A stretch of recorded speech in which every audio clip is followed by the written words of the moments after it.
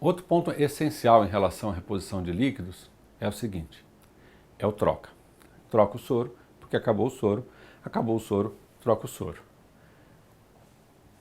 Cada vez mais, quando a gente faz isso, a gente tem que entender quanto em excesso a gente deu.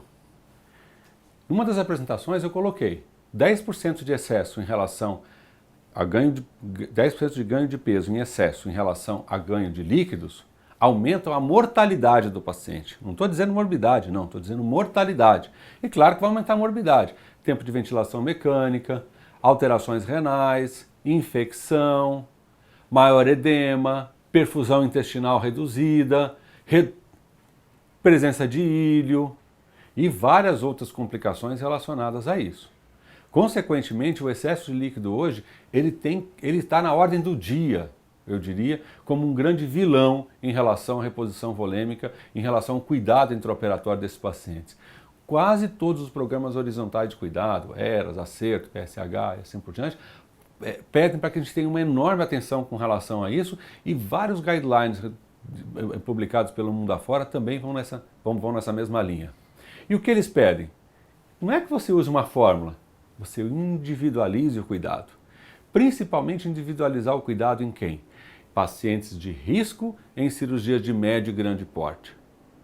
Porque se numa cirurgia de pequeno porte, se eu repor para o meu paciente 100, 150, 200, 300, 400 ml, isso não vai ter nenhum significado. Isso não vai gerar nenhuma complicação no meu paciente.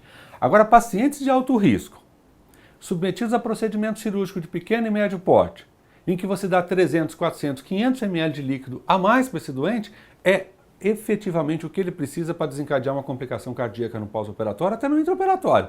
Um edema agudo de pulmão, uma disfunção cardíaca, uma piora da função renal, uma piora do quadro neurológico.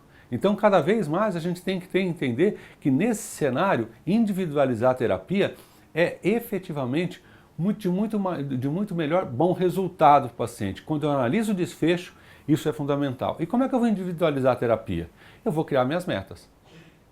Falei em outras apresentações sobre a saturação venosa, falei sobre as dosagens seriadas de Basexcess e lactato, falei sobre as medidas de avaliação hemodinâmica, chamadas dinâmicas. É esse conjunto de coisas, junto com um algoritmo, para que você possa, com alguns dados, lembrar que são os dados que vão guiar e vão individualizar a terapia do seu paciente. E você vai ter muito benefício com isso.